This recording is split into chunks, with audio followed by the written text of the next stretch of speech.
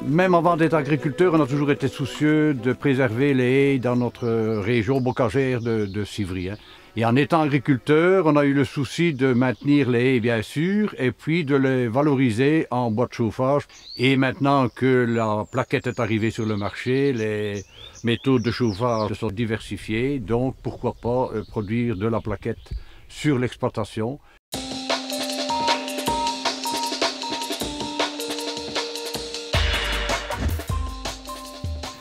L'agroforesterie, c'est une méthode d'exploitation agricole mixte, si on peut dire. On associe des arbres et des productions agricoles qui peuvent être le pâturage, l'herbage, la production animale, mais aussi la culture, la grande culture classique.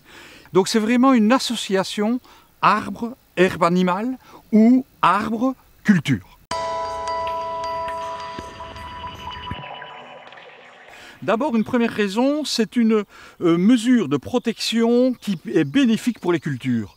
On rapporte que quand on a des éléments agroforestiers, sur une distance de 10 à 15 fois la hauteur de ces éléments agroforestiers, nous avons un microclimat tamponné qui fait qu'il y a des productions plus élevées en quantité, mais aussi de meilleure qualité. Nous avons aussi par rapport à ce qui est la problématique du nitrate, donc la qualité des eaux et la régulation des eaux. Nous avons sur des pentes, lorsqu'il y a des barrières avec des éléments agroforestiers, la possibilité que quand l'eau ruisselle, elle rencontre ces associations de talus enherbés et d'éléments agroforestiers pour s'infiltrer par les racines de l'arbre et éviter d'aller éroder le sol plus en aval. Et à partir de là, nous avons une meilleure alimentation des nappes phréatiques et une épuration, grâce au système racinaire des arbres, de ce qu'il en est de tous les résidus de culture. Donc je résume, par rapport à la tenue des sols, à la qualité des eaux, dans le domaine de la grande culture, l'arbre devient de plus en plus un bon allié.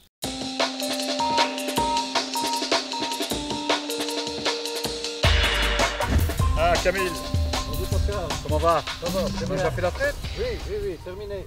Il vaudrait mieux associer les bêtes ici dans le pachy, comme on disait dans le temps. Lorsque nous avons le bovin qui est dans le verger, le pré-verger, il tasse le sol et le rongeur n'aime pas, donc on n'a plus d'attaque sur les racines des fruitiers. Vous voyez, il y a toutes des relations comme ça intimes, d'association. Une fonction tout à fait évidente que le fermier a toujours compris, c'est bien sûr le bien-être animal qui est lié avec l'arbre. Eh bien, on se rend compte que l'animal a bien sûr un meilleur métabolisme, souffre moins de la chaleur, se protège des pluies battantes et est vraiment dans un écran de protection par rapport aux vents vigoureux continentaux du nord-est. Et on se rend compte aussi que l'animal prélève avec justement un besoin de ce qui est d'améliorer son état de santé, les feuilles et les bourgeons. Dis Camille, en fait, par rapport avec le propriétaire, toi tu loues ici. Et en fait, vous avez un arrangement par rapport à ces arbres? Comment oui, ça un accord fonctionne? d'abord respecter les arbres au niveau des bêtes et au niveau du matériel agricole. Oui. Et un accord aussi sur le maintien des arbres et l'aspect de les entretenir. Donc, et un petit accord aussi sur la production.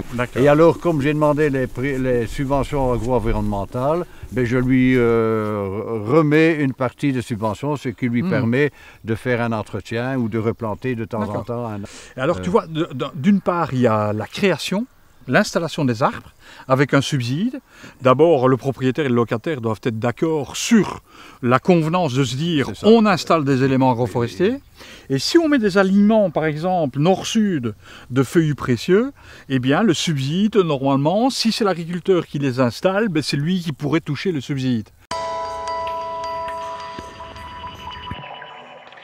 Il faut très bien étudier lors de la plantation et lors de la taille des arbres, c'est qu'on ne pense pas toujours que 15 ans après, le tracteur, ben, il aura été aussi changé, il sera peut-être un peu plus important. Les branches sont un peu trop basses, donc on arrive difficilement à passer entre les arbres sans abîmer la cabine. Et... Tu vois, on a un autre système maintenant. Au lieu de faire le port en gobelet, tu vois le port en gobelet, tu as ici des branches charpentières qui sont au nombre d'1, 2, 3, 4, 5, 6. On fait un axe vertical maintenant. Et c'est plus haut qu'on fait alors développer l'emprise latérale de la cime. Et pour la cueillette des fruits, pas de problème. Avec le poids, les branches retombent déjà en grande partie. Tu vois. Moi je crois que c'est aussi un attrait, étant donné que je suis partisan tourné vers le tourisme depuis 30 ans. Là aussi c'est un autre aspect de montrer une autre agriculture à des gens qui croient toujours que l'agriculteur met table rase sur tout. Hein, je vais dire, détruit le paysage et tout ça, c'est montrer que de plus en plus d'agriculteurs à l'heure actuelle remodèlent le paysage et sont très conscients qu'il faut des haies et qu'il faut des arbres dans le paysage.